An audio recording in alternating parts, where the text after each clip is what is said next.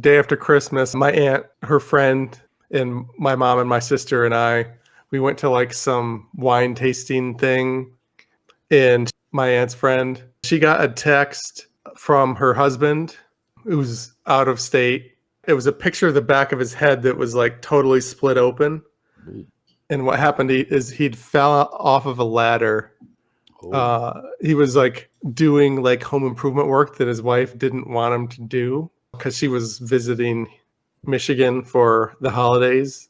He just went off and did it on his own, and he was stupid and he fell off the ladder. And I've known a few people who've hurt themselves like permanently falling off of ladders. There's a comedian, I don't know if I should name him, in Ann Arbor, who has had long-standing back problems from falling off of ladders or a ladder. And my uncle also has back problems from falling off of a ladder. So this is a big, probably more common problem than people realize. So my idea is like a smart ladder. You put some electronics in the ladder to tell you if you're being an idiot and like if it's safe to climb up the ladder. So one thing you could do when you're putting it on the ground, it could like tell if it's level or if the ground is soft on one side. You could have like pressure sensors on the bottom. That's like the simplest case. You could even use like ground penetrating radar or something that can detect like weaknesses in the ground that might not pop up right away until you're like up on the ladder. Because it's like computers, they can do things better than people. Like they might be able to tell where to put the ladder better than a person could. And the other thing, like where the top of the ladder is, it could check if that's okay or not. If it'll sway. If it'll sway, or if there's like a thing that can lean on, like you're on a corner or something, so it's more stable. So it might let you climb up the ladder if it can't fall to the side, for example. Right. So it would know that by the sensors. Like if it can't fall to the left because there's a wall to the left, it might tell you if it gets wobbly to lean to the left or something. And then the other thing, obvious thing it could do is if you did fall off the ladder, it could call 911 for you. There you go. The Life Alert branded ladder. Yeah. Maybe it should have a breathalyzer. I think Life Alert is trademarked, but we'll consider something similar. I actually had that written down, Stu. Breathalyzer on it. I think Life Alert doesn't apply because the idea of Life Alert is that you've fallen, but you're still conscious, and you can press a button. Can't get up.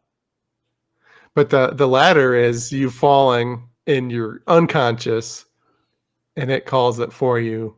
Like you're not pressing a button, you're just down. Oh, it'd be like OnStar. It'd be more like OnStar. Oh, okay. Like we've detected you falling. We're automatically calling the police. We're calling your mother. And so yeah, it could detect if you've fallen. It could even tell the difference between a ladder that like fell over when nobody was on it and a ladder that fell over when someone was on it, based on like the weight that was on it. If you don't pass the safety test, maybe like the top rungs, they just like bend down so you can't use them. Like they're unavailable to you. Right. Like you didn't pass our safety check. You cannot go above the top half of the ladder. Maybe it could let you be more reckless if there's another person nearby, which it could also detect, because then they could hold the ladder or call an ambulance if you fall or whatever. Right. It could balance itself like a Segway with a ladder on top of it. But it would probably be like wobbly. It'd be like a circus guy holding a thing and it's like wobbling all over. And it's like that can be our circus model. The carnival ladder stunt people. That market hasn't been tapped yet. So I think you're onto something. I think handymen would hate the idea of a smart ladder. I think they would feel insulted that we don't think that they're good enough to know if the ladder's safe. But so many people, it's like you only need to fall once, you know. We want to believe that the handyman would be insulted about this.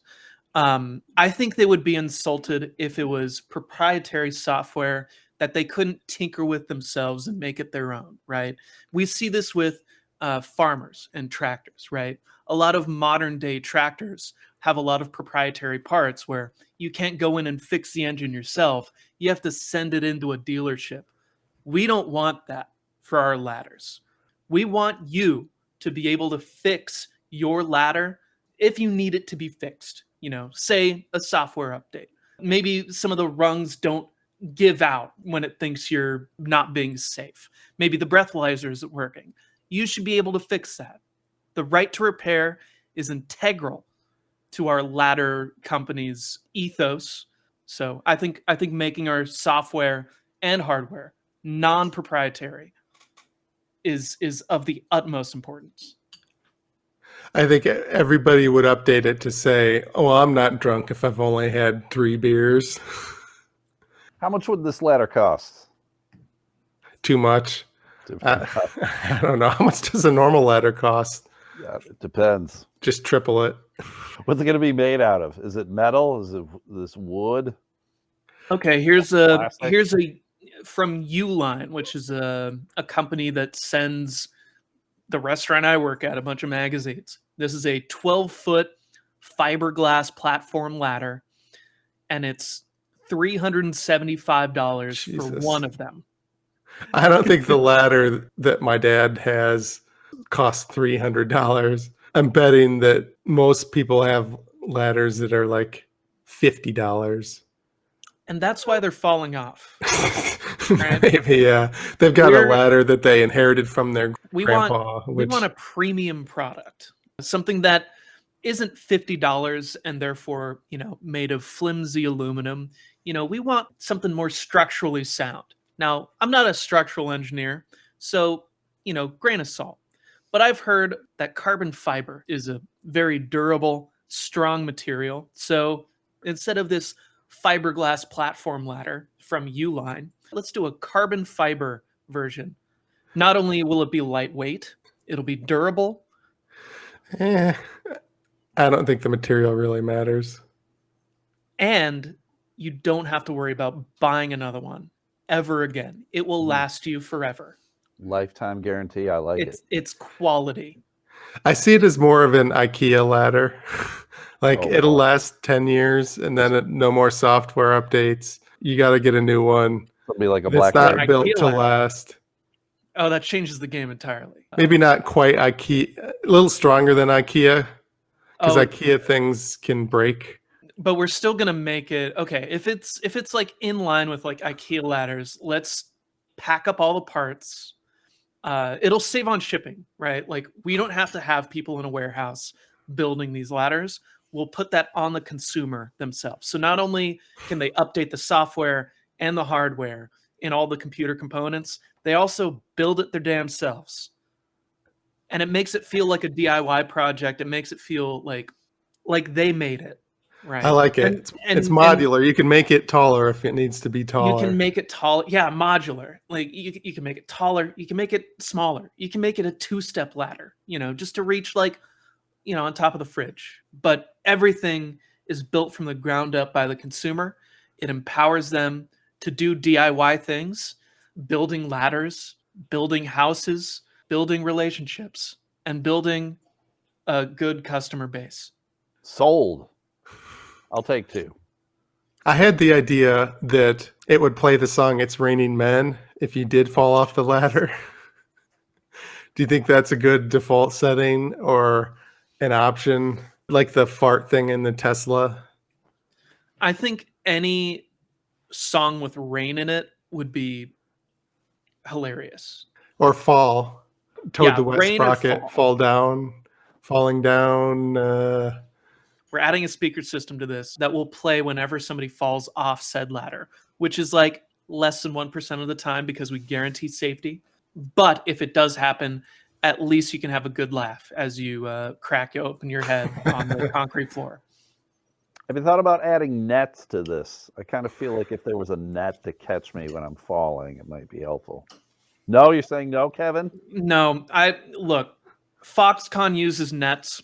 And Foxconn uses slave labor. So no more nets. Like the circus can't have nets because it's too much like Foxconn. The circus has just let them fall and hit the ground. The circus has nets themselves, so they're fine. But if we have nets included with this, that screams slave labor, and we do not want to be associated with No new nets. with the likes of Foxconn. Okay. I think there are things where you can like wrap like a support line around your chimney and either tie it to yourself or to the ladder. And I always thought, like, wouldn't it be cool if you could have like a little drone fly it up there? Because otherwise you've got to climb up there to wrap it around it, and you could fall on that first climb. So maybe you could incorporate something like that. I guess there's no slavery connotations to drones. I guess there is like a warfare connotations. The included drone will not have, Predator missiles, although you can buy those separately on our website. So you're pro drone missiles, but you're anti-slave nets? Yeah. Anti-nets. Anti-nets, pro drone strikes. That's our motto. That is a weird motto. You remember it, though. You will remember it. I actually saw something interesting at the orchard thing that I went to, where we were at when the guy fell off the ladder. They had these ladders that were like V-shaped on the bottom, so you could like stick them in the ground. So maybe you could have like something like that as an option, like things that you can connect to the ladder. Maybe like snake arms on the top, like they can like wrap around a thing. There could be like a thing to like warn the neighbors too if you fall or whatever. Not like a whistle, but What like a flare gun. a flare gun. The ladder's Very sideways. advanced. The flare gun would just go straight sideways into the grass, and it'll set the grass that you're unconscious on fire. You'll get Smoke noticed. signals. Smoke signals are good. That can be one of the contingencies. And I think part of the stereo system that plays, Raining Men, it can also blare out the most obscene music, perhaps Baby Shark. And people will be like, all right, I'm sick of this motherfucker playing Baby Shark. I'm going to come out and I'm going to murder him. And then they recognize, oh no, this person fell off their ladder. I'm going to call 911. Perfect. Or it could be the sound of like bowling pins striking, because that's like a sound that you don't hear like in your neighborhood. Just shit so people don't fall off ladders as much. That's my idea. It's fancy shit in it to keep you from falling like an idiot or like a clumsy person. I was always afraid to go up on ladders. Like I would climb trees when I was a kid, but like when I owned a house, I didn't like going up on the ladder. Like I was always super nervous about cleaning the gutters and shit. I think I was smart with that. That fear was totally justified.